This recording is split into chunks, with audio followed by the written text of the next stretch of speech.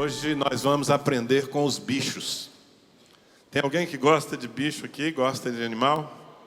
Quem gosta de animal aqui? Depende do bicho, né? Eu não sei se você vai gostar muito dos bichos que eu vou apresentar aqui, mas certamente você vai aprender com eles.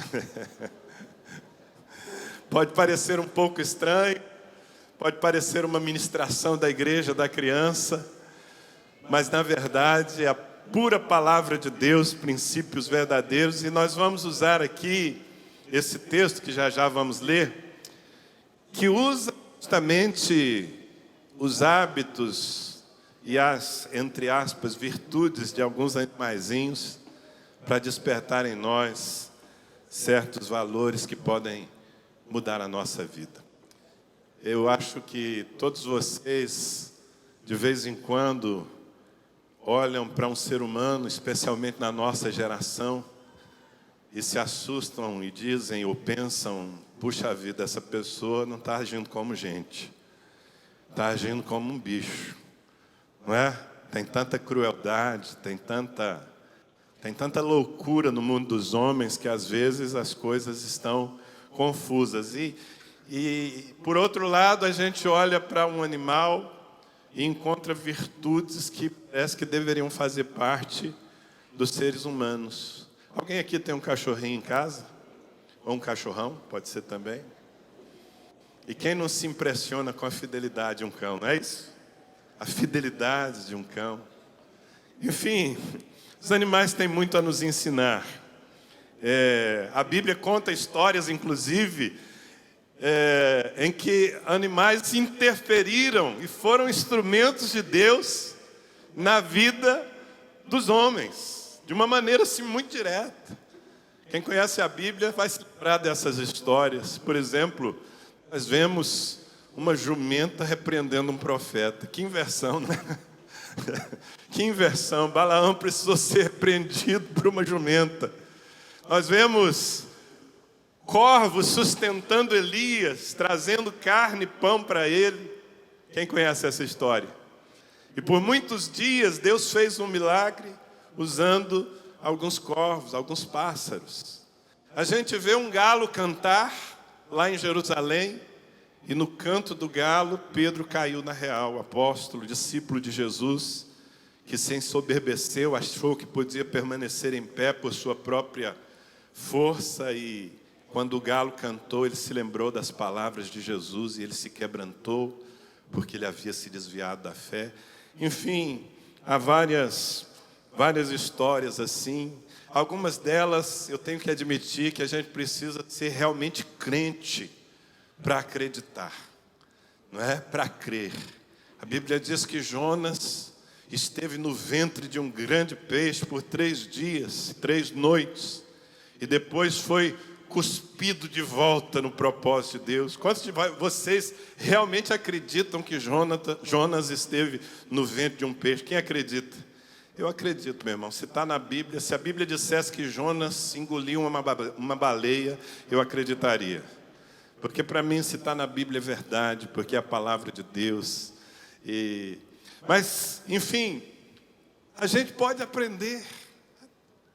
Se tiver sensibilidade, pode aprender com o mundo animal, com a natureza de uma forma geral. Às vezes, alguns processos que são assim corriqueiros diante dos nossos olhos, eles ilustram muito bem verdades espirituais e do reino de Deus. Eu vira e mexe, estou contando para vocês aqui algum episódio que ocorreu na minha infância ou na minha adolescência, e eu fui criado no ambiente da roça, então bicho para mim, né, faz parte das minhas lembranças, especialmente. Eu me lembro, por exemplo, de um processo que acontecia, eu vi várias vezes na fazenda do meu pai isso acontecer. Imagina, um bezerrinho ficava órfão, porque ou a sua mãe o rejeitava, não queria assumi-lo como filho. Às vezes isso acontece no mundo dos bichos.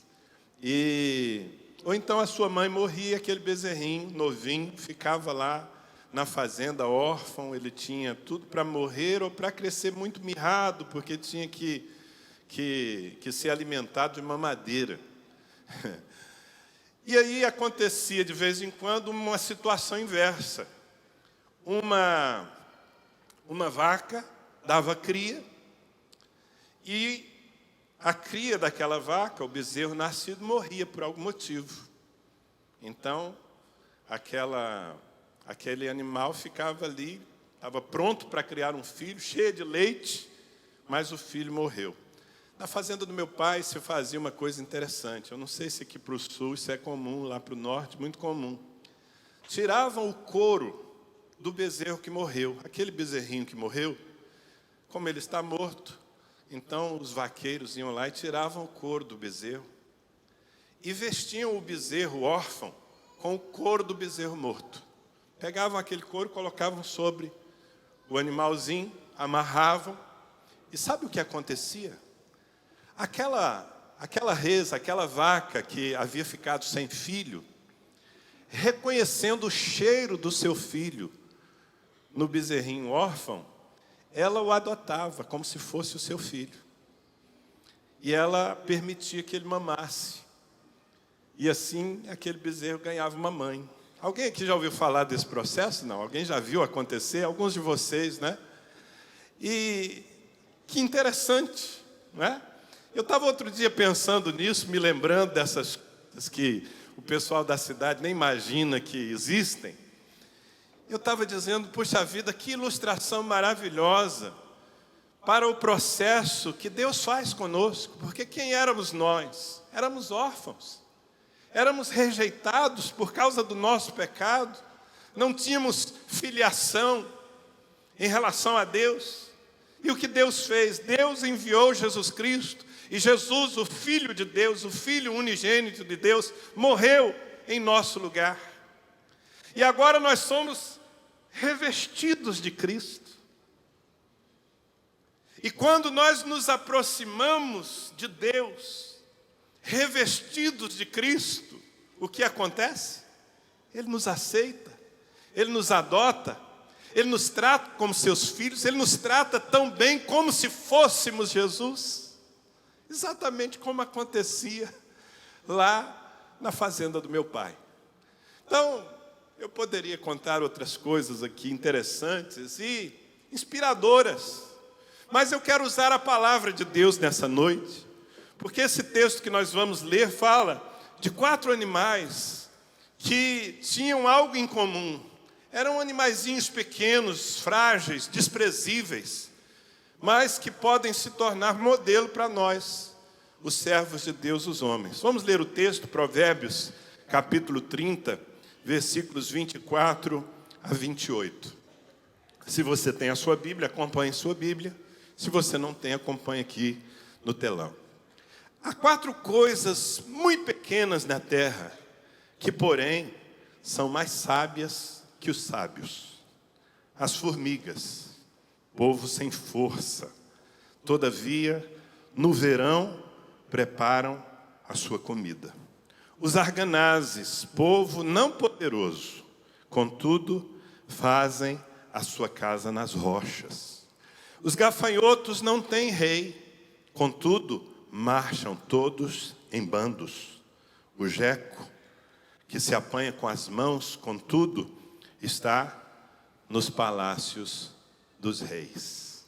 Deu para perceber que Salomão, escritor desse livro, debaixo da sabedoria de Deus, está evocando aqui o exemplo de alguns animaizinhos que, como eu falei, o que tem em comum é a sua insignificância, sua fragilidade. Uma formiga, um gafanhoto, uma lagartixa. Você leu, não é? Comigo na minha tradução, geco é a boa e velha lagartixa. Ele está dizendo, esses animais tão pequenos, tão frágeis, eles são mais sábios do que os sábios, porque eles manifestam certas virtudes que os homens deveriam aprender. E é sobre isso que Deus quer nos falar nessa noite, eu tenho certeza. Por quê? Porque nós nos identificamos com essa descrição. Quem somos nós?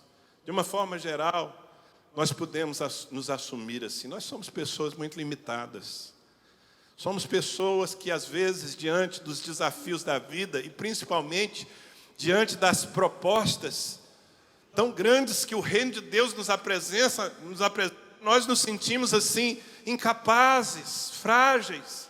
Quando nós olhamos para o mundo tão ameaçador à nossa volta, nós dizemos: como é que eu vou prevalecer? Eu não tenho condição de ser relevante. A minha história, a maioria daqui, eu creio que poderia dizer, a minha história não me remete para coisas grandes na vida. A minha origem, eu sou uma pessoa simples, eu sou uma pessoa com tantas limitações na vida. Mas, embora isso seja verdade, não precisa ser um fator determinante. Por quê? Porque se você se converter a Cristo, se você recebeu a nova vida, embora você seja vaso de barro, embora você seja de fato um ser humano e portanto limitado, o Todo-Poderoso veio habitar em você. O Espírito Santo está em você. Isso significa que você pode se tornar uma pessoa extraordinária nessa terra. Mas isso não vai se dar só porque o Espírito Santo habita em você. Você vai se tornar uma pessoa extraordinária à medida em que, baseado na fé, você vive princípios que estão na palavra de Deus. E nessa noite, pelo menos 4 verdades aqui, o Senhor quer imprimir no nosso coração e nos desafiar a viver. A primeira delas é baseada na figura da formiga. Porque Salomão diz às formigas, povo sem força. Engraçado que ele chama formiga de povo, né? Formiga anda em bando. Se você encontrar uma formiga, prepare-se, porque ela, se estiver sozinha, logo estará acompanhada. Aliás, isso é outra coisa interessante desses animais citados aqui nesse texto bíblico. Eles são animais de hábito coletivo, que normalmente se agrupam. Onde você encontra um, você encontra outros, ou você encontra muitos. E isso fala do caráter da igreja. Nós não fomos criados para viver isolados, autônomos. Nós fomos chamados para ter aliança uns com os outros. Bem, sobre isso eu falo mais adiante. Mas as formigas aqui, povo sem força, a gente tem que entender essa expressão, não é porque... eu acho que o que Salomão está dizendo é: uma formiga pode ser esmagada com o dedo, não é? Povo sem força. Embora seja impressionante a força proporcional de uma formiguinha. Você já viu uma formiguinha levando uma folha assim, 20 vezes maior que ela? Quem já viu? Já se impressionou? Quanta força, não é? Mas, ok, mas com um dedo você acaba com a história de uma formiga. Mas ele está dizendo aqui: todavia, contudo, no verão, elas preparam a sua comida. E a virtude que está sendo trazida à tona para que nós avaliemos se nós vivemos isso é a capacidade de antecipação. A formiga tem uma capacidade de antecipação, de planejamento. Ela aproveita o verão para trabalhar. Ela estoca o máximo de alimento possível durante o verão, porque de alguma maneira ela sabe que o inverno vai chegar, que o tempo não propício vai chegar, e que se ela não trabalhar agora pensando no amanhã ela não vai subsistir. Amados, que segredo fantástico esse! Eu tenho um amigo que é amigo de vocês aqui também, porque várias vezes nos ministrou aqui, o apóstolo Joel Pereira, lá de Volta Redonda. Quantos conhecem o Joel? E o Joel sempre usa uma frase, é uma revelação, na verdade, que Deus lhe deu. Ele diz assim: quem se adianta governa, quem se atrasa é governado. Vamos falar juntos? Quem se adianta governa, quem se atrasa é governado. De novo, todo mundo. Quem se adianta governa, quem se atrasa é governado. E aí, você quer governar ou ser governado? Você quer ser colocado por cabeça ou por cauda? Se você quer ser colocado por cabeça, se você quer ser uma expressão do reino, do governo de Deus na terra, você precisa reformatar a sua mente e você precisa aprender a planejar. Você precisa entender que o que você está fazendo agora determina o que você vai viver amanhã. Eu não estou falando aqui de ansiedade. Há poucos domingos atrás eu estava ministrando aqui a vocês contra a ansiedade. A ansiedade é a antecipação da dor, da preocupação. Não é disso que eu estou falando. Eu estou falando de você ser uma pessoa que sabe o que significa o verbo semear. Lançar a semente para poder ter o fruto amanhã. E isso deveria, assim, ser óbvio para todos nós, mas não é, meus queridos. Eu, sem conhecer profundamente a vida da maioria dos que estão aqui, eu ouso dizer que há muita gente nesse auditório que vive uma vida de imediatismo, uma vida sem projetos, uma vida no estilo do deixa a vida me levar, vida leva eu. Será que eu estou falando de você? Pessoas que não trabalham agora com a mente no futuro. Gente que vive à mercê da sorte, que vive esperando que uma benesse apareça do nada e caia sobre a sua cabeça. Infelizmente, alguns vêm inclusive para a fé, para a igreja, com essa mentalidade distorcida. Não, porque eu estou na igreja? Porque Deus vai me abençoar. E as coisas vão acontecer. Bem, isso é só parte da verdade. Deus quer te abençoar. Deus quer soprar ventos favoráveis sobre a sua vida, sobre a sua família, sobre o seu negócio. Eu não tenho dúvida disso, porque o caráter de Deus é abençoador. Mas Deus nos chama a viver a vida, meus queridos, como velejadores. Você já viu um velejador? O velejador, ele desfruta do vento. Na verdade, é o vento quem faz o velejador chegar ao destino que quer. Mas o vento por si só não funciona. É preciso que quando o vento sopra, o trabalho do velejador, a antecipação do velejador, já tenha levantado as velas na direção correta. E aí o vento vai encontrar, isso é uma boa ilustração para que você entenda como a bênção de Deus se estabelece. Porque o que é a graça de Deus? A graça de Deus é o favor de Deus. É o vento que Deus sopra na nossa vida para nos prosperar, para que nós sejamos pessoas bem-sucedidas, para que nós tenhamos famílias abençoadas, para que nós prosperemos nos nossos negócios, no nosso ministério, enfim. Mas esse vento, ele só se transforma em bênção real quando ele encontra algo pronto, uma vela levantada. Quem está me entendendo? Isso é antecipar-se. Sabe, muitas vezes nós estamos pedindo que Deus abençoe o nada. E Deus não abençoa o nada. Senhor, eu não fiz nada. Senhor, eu não estou investindo nada na minha família, mas abençoa a minha família. Não vai acontecer.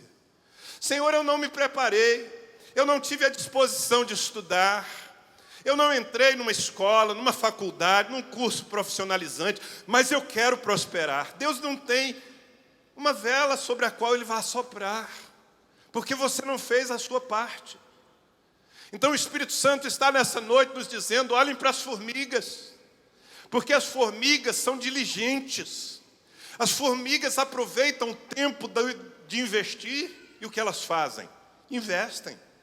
Sem investimento, meu irmão, não vai acontecer. Olha, eu acho que boa parte de nós deveria passar um tempo num formigueiro. Para aprender. Aliás, é uma proposta da palavra de Deus. O mesmo Salomão, em Provérbios capítulo 6, versículos 6 a 11, ele vai mais fundo, ele é mais direto. Olha o que ele diz: se a carapuça vestir em você, aguenta aí, tá bom? Olha o que ele diz, Provérbios 6, de 6 a 11. Vai ter com a formiga, ó preguiçoso. Considera os seus caminhos e ser sábio. não tendo ela chefe, nem oficial, nem comandante, no estio, na seca, no verão, ela prepara o seu pão. Na cega, na colheita, ela junta o seu mantimento. Ó preguiçoso, até quando ficarás deitado? Quando te levantarás do teu sono?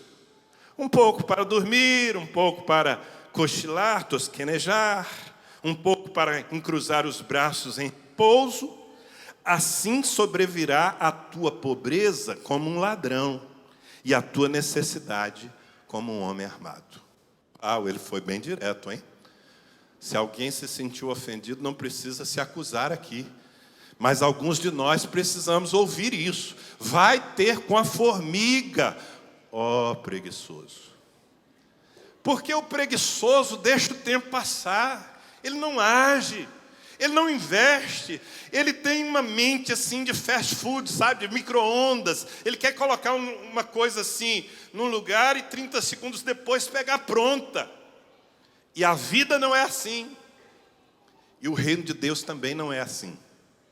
O reino de Deus é tomado por pessoas que têm alvos e que lutam por seus alvos e que se antecipam e que planejam. E eu estou falando, sabe do quê? Eu estou falando de nós aproveitarmos as oportunidades que nós temos. Oportunidades passam como o verão. A formiga, se eu posso usar essa expressão, a formiga ela pensa assim: é verão. E se é verão, é tempo de eu garantir o meu inverno. Vou trabalhar. E aí você vê as formiguinhas de um lado para o outro, carregando muito peso, trabalhando em equipe. E o que ela está fazendo? Aproveitando a oportunidade. Agora, o que adianta? Normalmente a galera mais jovem costuma sentar mais nessa área aqui. O que adianta, por exemplo, você, rapaz, moça, sonhar com um casamento? O meu casamento. Tem gente que começa sonhando com o casamento e termina com um pesadelo sobre o casamento.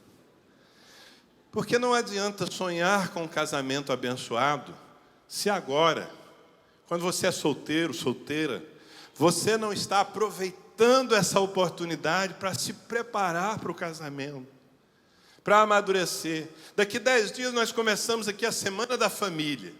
Aí talvez algum jovem solteiro pense assim: bem, Semana da Família, eu acho que eu vou usar esse tempo para descansar, porque afinal de contas eu não sou casado, e lá na minha casa eu não apito mesmo, então eu vou ficar tranquilo em casa, um pouco para dormir, um pouco para descansar, um pouco para cruzar os braços.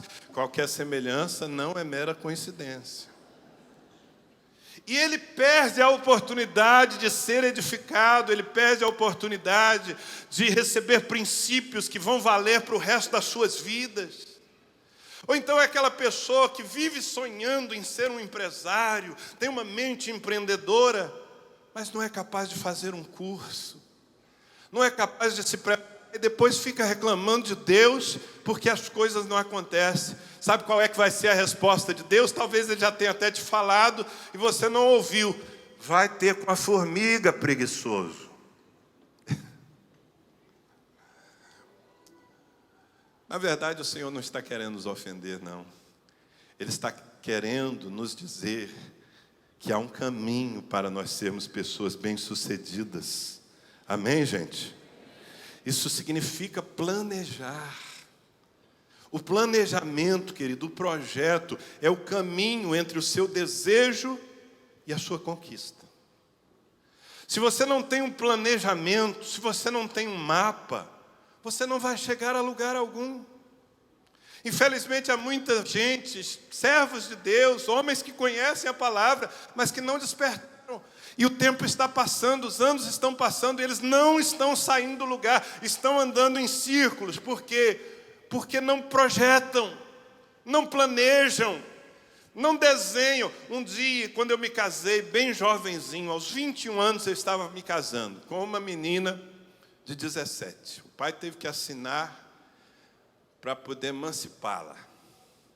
Mas a gente sabia o que estava fazendo. Nós nos casamos, e já começamos a projetar que tipo de família nós queríamos ter, como seriam os filhos dos nossos sonhos. Nós projetamos. Quando nasceram os nossos filhos, 5, 6 anos depois eles começaram a vir, isso estava no projeto. Então nós já tínhamos um caminho, como nós vamos criar os nossos filhos? Qual é o padrão? Quais são os princípios? O que vai ser inegociável na nossa casa?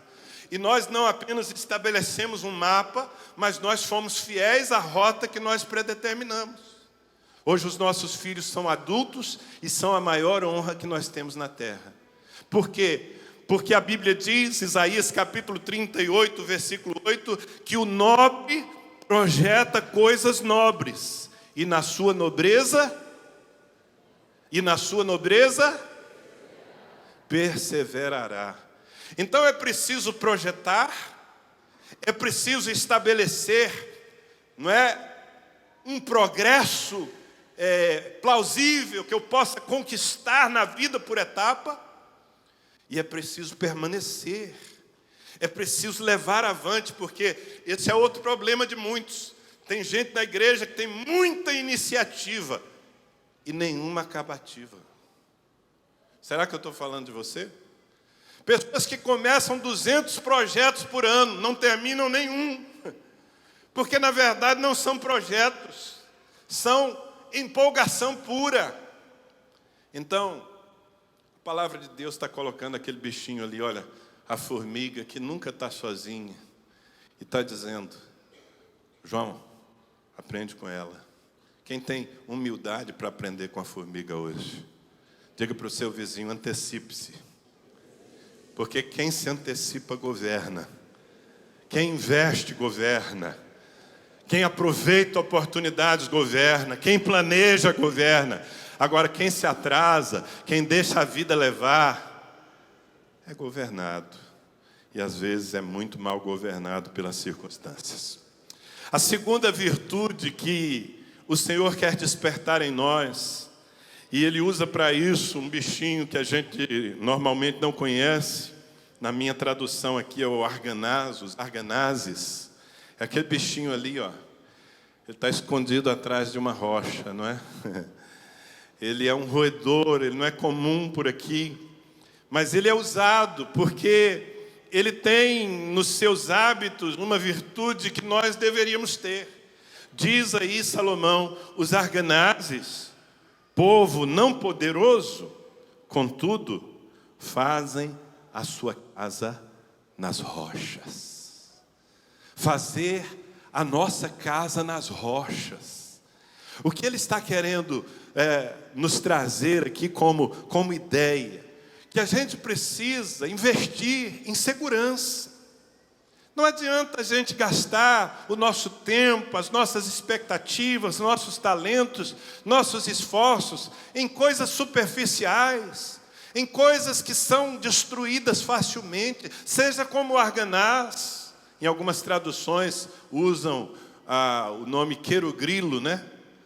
Talvez seja a sua Bíblia use querogrilo, mas também é um nome meio estranho para nós. Tem uma outra tradução que quis assim ficar bem próximo e fala coelhos selvagens. Bem, acho que não é bem um coelho aquilo ali, não é? A não ser que tenham tosado a orelha dele, mas não é um coelho. É um outro bicho.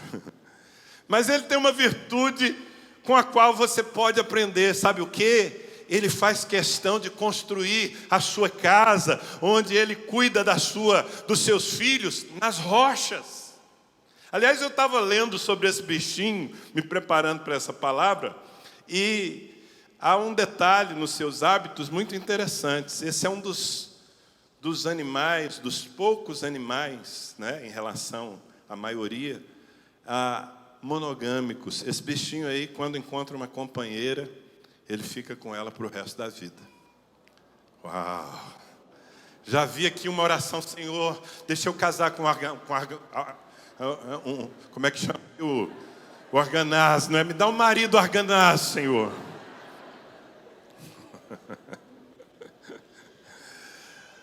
Mas sabe, queridos, construir na rocha traz algumas ideias muito edificantes, muito interessantes. Em primeiro lugar, construir na rocha é fazer o mais difícil.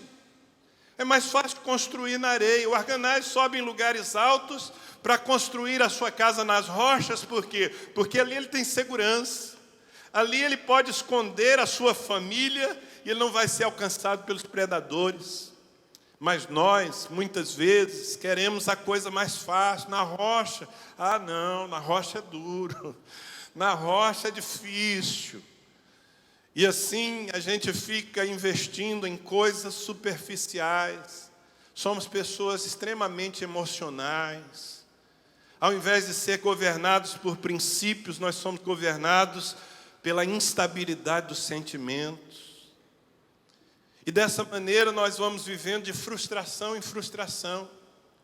O que Deus está dizendo para você nessa noite é: aprenda a fazer coisas mais profundas na vida. Por exemplo, uma coisa é um casamento baseado em paixão. Outra coisa é um casamento baseado em aliança. Eu sou apaixonado pela minha esposa. Aliás, confesso aqui, orem por mim, irmãos, eu estou carente nesses dias. Terceiro fim de semana seguido que a minha esposa viaja para ministrar em algum lugar do Brasil aí. Hoje ela está em Foz do Iguaçu, vai chegar meia-noite, se Deus quiser. Tem alguns lugares aí que eu sou conhecido meramente como o marido da pastora Mônica, você acredita? Aí eu fico carente, aí eu encho a internet de declaração de amor, você pega onda na minha paixão, não é? Enfim, você me compreende aqui. Mas eu quero dizer para você que nós que estamos casados já há mais de 30 anos, que não é a nossa paixão que sustenta o nosso casamento. Nós resolvemos ser mais profundos. Nosso casamento é baseado numa aliança. Porque a paixão, ela pode se ferir, a paixão, ela pode arrefecer. Nós investimos na paixão, nós procuramos alimentar a paixão. Mas o que sustenta o meu casamento é uma aliança. Aliança é cavar na rocha, aliança é firme. Aliança é uma consciência que eu e a minha esposa mantemos de que nós não entramos num relacionamento simplesmente para desfrutar um do outro, enquanto o outro tem muito para dar.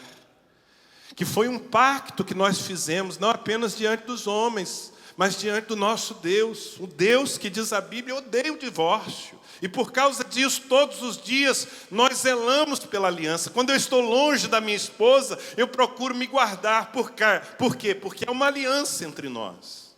Isso é cavar na rocha. Há pessoas que entram num relacionamento e é daquele tipo assim: vai ser bom enquanto durar. E quem vive sob uma perspectiva dessa não entendeu os valores do reino de Deus. Gente, uma coisa é uma família construída sobre relacionamentos profundos. Outra coisa é uma família construída sobre coisas, sobre fortuidades. Você pode tentar manter o seu filho próximo de si, dando a ele o celular da moda, o último lançamento, tudo que ele quer, e conforto e tal. E eu posso garantir para você que se isso é tudo que você, pai e mãe, dá para o seu filho, é muito superficial. Você não vai tê-lo para sempre. Há pessoas que preferem edificar a sua casa sobre a rocha, preferem dar tempo de qualidade aos filhos, preferem conversar com eles, preferem desenvolver amizade com seus filhos desde pequeno. Esses estão construindo para a vida toda. Estou dando exemplos, querido. Você pode ser um empreendedor, sabe, oportunista. Há pessoas que vivem assim, em busca, pulo do gato. Você conhece alguém assim? Olha, se eu ganhar na Mega Sena dessa vez, é o pulo do gato. Ele quer uma coisa assim que de uma vez, de uma tacada, vai resolver os seus problemas. É muito superficial. Ele quer algo fácil. Mas existe um outro empreendedor que diz assim: eu tenho um sonho, eu tenho um projeto profissional, eu tenho uma empresa e eu vou trabalhar duro por ela.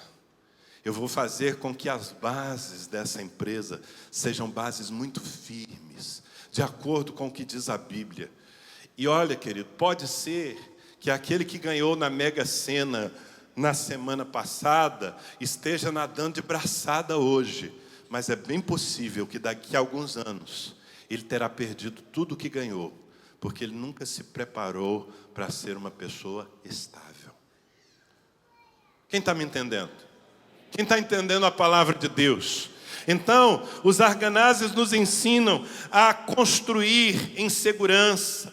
Eu posso ser um pastor baseado em carisma, ou eu posso cavar mais fundo, ser um homem comprometido com a palavra de Deus, com a verdade que está na Bíblia. Há ministérios que estão na moda, estão juntando multidões, mas dentro de poucos anos vão desaparecer. Há igrejas inteiras por esse Brasil afora, que em poucos anos vão desaparecer. Sabe por quê?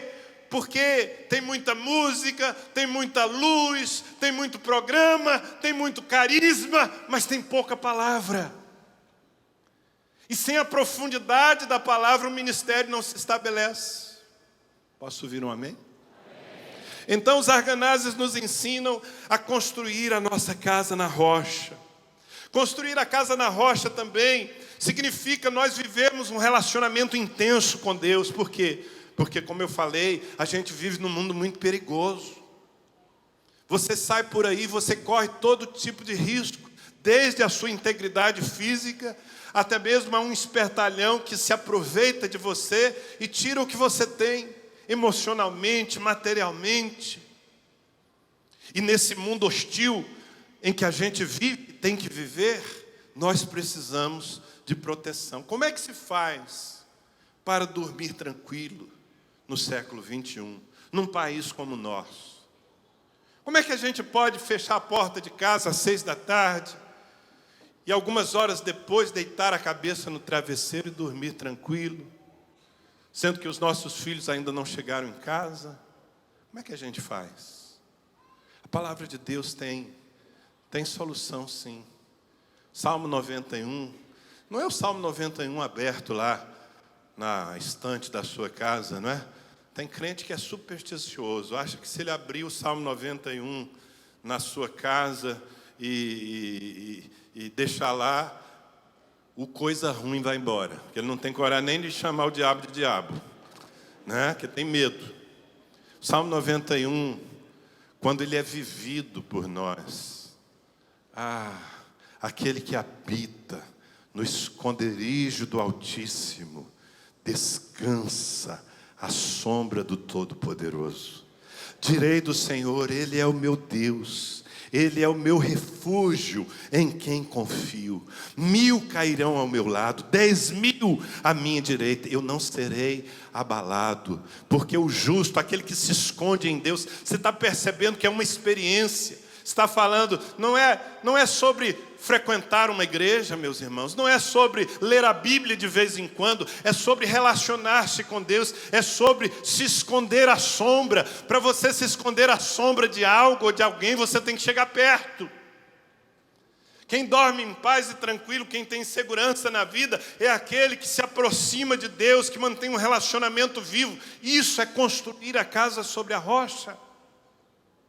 Construir a casa sobre a rocha, eu imagino que aqueles que conhecem a Bíblia um pouco mais, logo devem ter se lembrado das palavras de Jesus sobre o homem prudente que constrói a casa sobre a rocha. Os evangelhos registram isso, por exemplo, Lucas, capítulo 6. Aliás, eu pulei um versículo ali, né? Acho que foi projetado aqui, não sei. Salmos 18, versículos 1 e 2. Eu te amo, ó Senhor, força minha. O Senhor é a minha rocha, a minha cidadela, o meu libertador, o meu Deus, o meu rochedo em quem me refugio, o meu escudo, a força da minha salvação, o meu baluarte. Quem vive isso aqui dorme tranquilo, querido. Quem faz de Deus o seu esconderijo, a sua rocha. Amém? Mas fala também, como eu ia introduzindo aqui, de nós levarmos a sério a palavra do Senhor. Olha o que Jesus disse em Lucas capítulo 6, versículos 47 a 49. Todo aquele que vem a mim e ouve as minhas palavras e as pratica, eu vos mostrarei a quem ele é semelhante. É semelhante a um homem que, edificando uma casa, presta atenção, cavou, abriu profunda vala e lançou o alicerce sobre a rocha.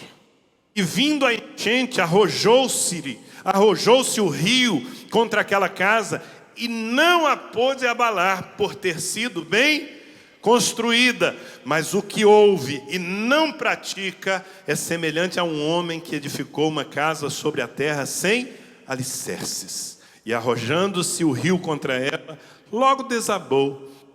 Aconteceu que foi grande a ruína daquela casa. Muito claro. Jesus está dizendo: você pode ser um mero ouvinte, você se senta aí, você lê a sua Bíblia, você acha bonito, você acha legal, mas você não paga o preço de viver radicalmente as coisas que ouve. Você não transforma a palavra de Deus em sua vida na lei do Senhor. Não é assim que muitas vezes nós lemos nas Escrituras: a lei do Senhor é perfeita e refrigera a alma. A Bíblia tem que ser a lei de Deus na minha vida. Tem que ser lei. Eu não devo questionar, eu não devo encontrar caminhos alternativos. Isso é muito... Se você quer ser bem-sucedido, você pode encontrar o caminho que os homens usam para o sucesso, que quase sempre termina em fracasso, e se não terminam em fracasso nessa vida, terminam em fracasso eterno, porque eles se perdem. Ou você pode considerar o que diz a Bíblia, e você pode levar a sério o que Deus diz, ser radical, consigo mesmo, não com os outros. Isso é seguir o exemplo dos arganazes que constroem a sua casa nas rochas. O terceiro exemplo evocado pelo sábio Salomão é o dos gafanhotos. Todo mundo aqui já viu um gafanhoto? Alguém aqui tem um gafanhoto de estimação em casa? Normalmente a gente não gosta muito dessa figura, não é? Eu diria que é uma figura um pouco estranha, o gafanhoto. Mas os gafanhotos, eles são assustadores no seu poder, apesar de serem frágeis como indivíduos. Onde é que está o poder dos gafanhotos? Salomão diz assim: os gafanhotos não têm rei, contudo, marcham todos em bandos. Uma nuvem de gafanhotos põe um governo em desespero. Uma nuvem de gafanhotos pode destruir uma plantação em poucos minutos, em poucas horas. E a virtude que Salomão está tentando despertar usando o exemplo dos gafanhotos é a força da unidade. Amados, a unidade nos faz muito fortes. O problema é que nós, desde que pecamos lá no Éden, desde que a nossa vovó Eva pecou, desde esses tempos, nós prezamos muito pelo individualismo, pela autonomia. Eu quero ser dono do meu próprio nariz, eu quero ter a minha própria forma de pensar. Foi justamente esse argumento que levou Eva a ofender o Senhor, tomando decisões erradas. E nós continuamos caindo no mesmo erro. Então fazemos parte de uma família, de um corpo, de uma comunidade, porque para nós, pelo menos daquilo que nós pregamos, e da minha parte eu vivo, uma igreja não é uma instituição, uma igreja não é simplesmente um clube religioso onde as pessoas vão para desfrutar de certas coisas. Uma igreja é uma família, e numa família existem vínculos e compromissos entre os seus membros e um código de conduta que se estabelece naquela família. Mas porque nós somos tão autônomos, na verdade tão soberbos e tão egoístas, muitas vezes nós preferimos manter a nossa individualidade e perdemos um poder, que é o poder da concordância, o poder da unidade. Salomão diz que os gafanhotos não têm rei.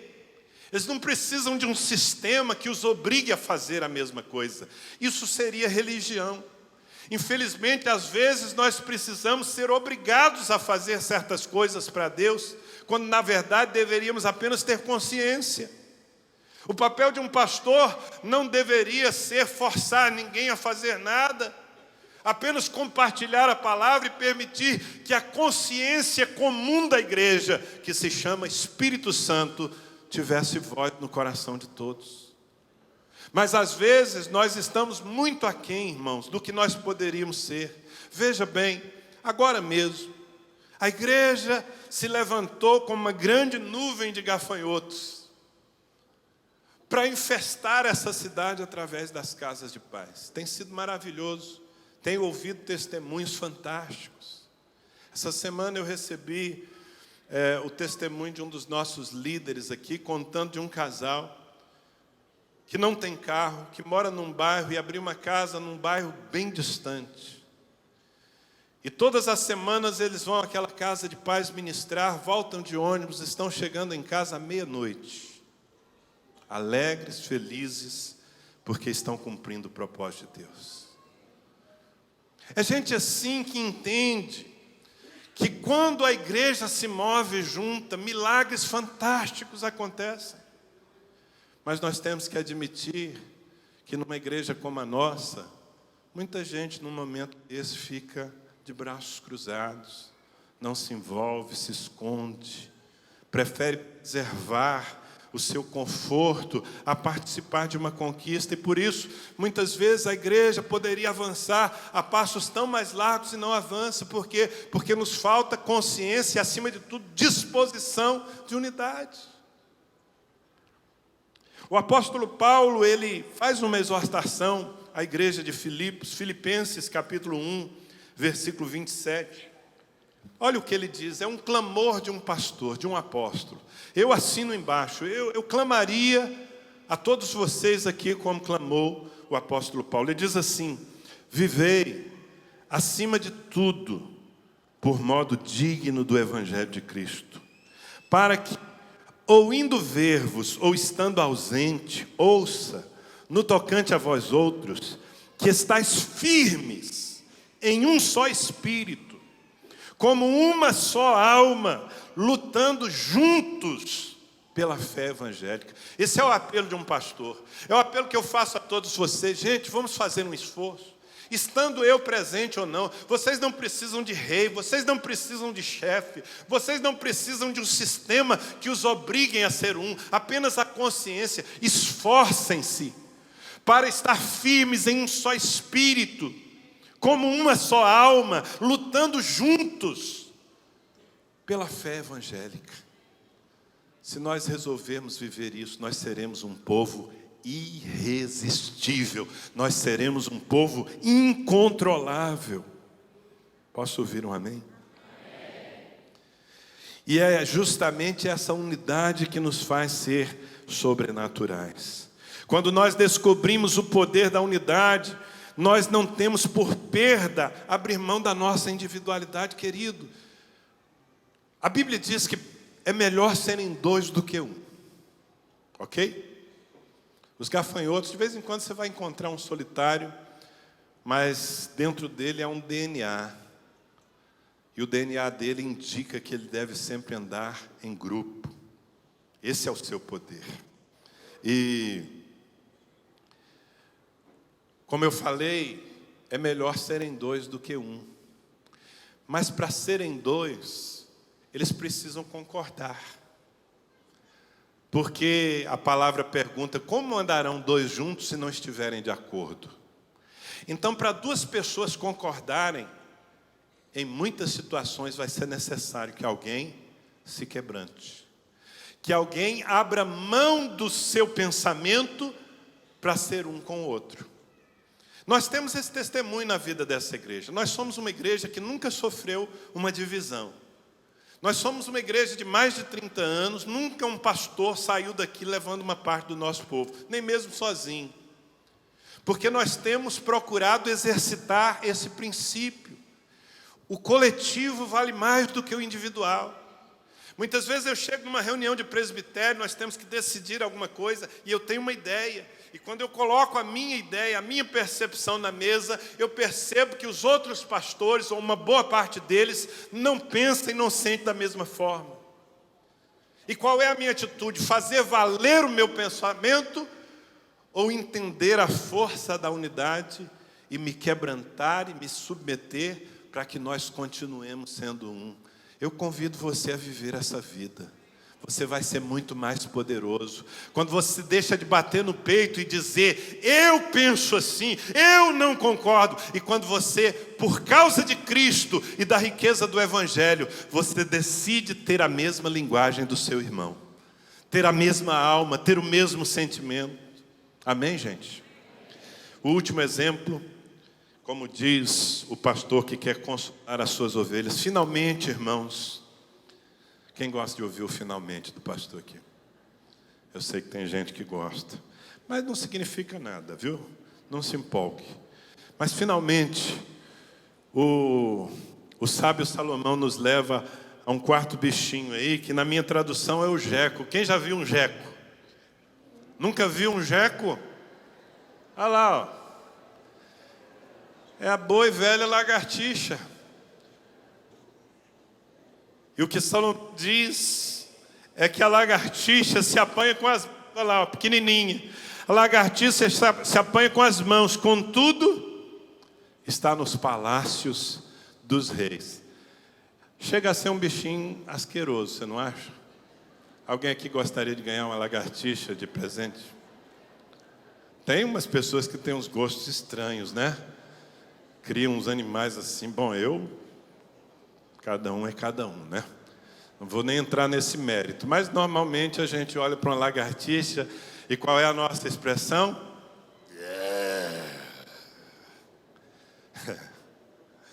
Mas o que Salomão fala sobre ela? Fala que apesar de ser tão pequenininha, se apanha com as mãos, todavia, ela está no palácio dos reis. Sabe qual é a virtude da lagartixa? É que ela não reconhece limites. A lagartixa é ousada. Quando ela põe naquela cabecinha que ela vai entrar em um lugar, ela vai entrar, irmãos. Quantos aqui já encontraram uma lagartixinha dessa em casa? Não é? E ficaram incomodados com a bichinha lá, fazendo de tudo para botar ela para fora. Você que não sabe, talvez a casa seja dela, é você que está de bicão lá. Porque ela entrou ali, você pode fechar a porta, você pode fechar, ela vai encontrar uma greta, ela vai entrar. Se ela quiser morar ali, ela vai morar. A não ser que você mate. Por quê? Porque a lagartixa, ela tem essa virtude, não é? Da ousadia. E, gente, isso é muito importante na nossa vida. A ousadia é uma das melhores expressões da fé. Quando você tem fé, você crê que pode chegar. Não, mas tem que transpor um muro, não tem problema. Mas tem que subir em parede, eu subo. E a igreja, o povo do Senhor, precisa ter essa mente. Nós precisamos entender que não por causa de nós, porque nós somos assim frágeis, mas por causa do poder que está em nós, o poder do Espírito Santo, nós podemos entrar e influenciar lugares, pessoas, ambientes e fazer coisas sobrenaturais. A Bíblia está cheia de histórias assim, essa igreja também. Porque Deus ama usar o que é pequeno, sabia disso? Deus ama isso. E é por isso que a gente olha nas páginas da Bíblia e vê surpresas do tipo assim, um garotinho, um adolescente ruivinho, chega num campo de batalha para levar uns queijos para os seus irmãos, e ele se torna o maior herói nacional em Israel. Estou falando de Davi, tão pequeno, mas enfrentou um gigante, um Golias, um homem zarrão de guerra, e o derrotou. Quem foi que foi usado por Deus para converter o grande Naamã comandante dos exércitos da Síria. Foi uma criada, uma escrava, uma menina que trabalhava lá nos afazeres domésticos, mas ela era uma lagartixinha de Deus. E lá naquele palácio ela abriu a sua boca e disse àquele general que tinha lepra, que tinha uma enfermidade incurável, ela disse: se ele conhecer o profeta que há em Samaria, ele saberá que há Deus em Israel. E aquele homem foi curado por causa da palavra de uma criada. A Bíblia está cheia de histórias assim. Foi um escravo que estava numa prisão, que governou o Egito nos tempos da seca e fez o Egito prosperar. Estou falando de José. Foram 12 homens, galileus, pescadores e pecadores, iletrados. Mas foram eles, cheios do Espírito Santo, que causaram a maior revolução da história da humanidade. Sabe por quê, meu irmão? Sabe por quê? Porque Deus ama usar gente pequena, gente desprezível. Isso te anima? Olha o que diz. Eu vou pular aqui um texto, pessoal da projeção aqui. 1 aos Coríntios, capítulo 1, versículo 27 e 28. Vamos ler esse texto. 1 aos Coríntios, capítulo 1, versículos 27 a 28. Eu vou ler, se você se sentir representado, você fala assim: presente, sou eu, tá bom? Que nem chamada de escola. Fulano e tal, presente, ok? Vou fazer a leitura pausada para você se identificar aqui. Deus escolheu as coisas loucas do mundo para envergonhar os sábios, e escolheu as coisas fracas do mundo para envergonhar as fortes. E Deus escolheu as coisas humildes do mundo, e as desprezadas, e aquelas que não são, para reduzir a nada as que são. Sabe por quê? Para que a glória seja dele. Portanto, se você é pequeno, se você é insignificante, se você é pobre, se você não estudou, mas se você é servo de Deus e você é ousado e você crê, você pode entrar nos palácios, você pode fazer coisas sobrenaturais. Eu quero terminar lendo com você e me apropriando das palavras do Salmo 60, versículo 12. Fique em pé, por favor. Enquanto os músicos assumem o seu lugar, fiquem em pé, por favor. Olha o que diz o Salmo 60, versículo 12. Em Deus faremos proezas, porque Ele mesmo calca aos pés os nossos adversários. Diga comigo com toda a sua fé: em Deus, em Deus, em Deus faremos proezas. Por quê? Porque a lagartixa, ela se apanha com a mão, mas por causa da sua ousadia, ela entra até no palácio dos reis. Seja você ousado, creia em coisas maiores, permita. Eu sei que essa palavra não é adequada, mas deixe que o Espírito gere santas ambições na sua vida. A ambição de ter uma família modelo, a ambição de ser um empresário bem-sucedido, alguém que tem não apenas para si, mas que tem para repartir com o necessitado, com o reino de Deus. Permita que a sua mente, você que é um líder, você que está numa escola de crescimento, permita que a sua mente creia que você não está aí para manter uma célula mirrada por anos e anos, mas que você está aí para conquistar multidões em nome do Senhor. Baseado na sua estrutura? Não. Baseado no poder de Deus que habita em nós. Amém? Quantos recebem essa palavra? Você tem projetos ou você tem só sonhos? Porque o meu sonho não se cumpre quando é só um sonho, quando eu só sonho e quando eu sonho só. Diga comigo: o meu sonho não se cumpre quando é só um sonho, quando eu só sonho e quando eu sonho só. Para que um sonho vire realidade, você tem que transformar esse sonho em projeto. E quando ele for projeto, você tem que suar a camisa, você tem que cavar na rocha. E lembre-se, é melhor serem dois do que um. É melhor fazer isso em unidade. Amém? Levanta as suas mãos, eu quero te abençoar. Pai, há aqui uma multidão nessa noite. Tanta gente. Cada um com sua história. Mas todos, sem exceção, a começar de mim, gente pequena, gente limitada, gente que poderia ser desprezível nessa terra. Mas nessa noite nós acatamos a Tua palavra e nós reconhecemos que a presença do Teu Espírito em nós abre possibilidades infinitas na nossa vida. E eu quero abençoar esse povo, cada homem, cada mulher, cada jovem, cada criança. Se entrou a Tua palavra em seu coração, eu quero abençoá-los, para que eles possam viver essas verdades. Para que da nossa pequenez, da nossa insignificância, o Senhor promova coisas extraordinárias e sobrenaturais. Te damos graças pela Tua palavra.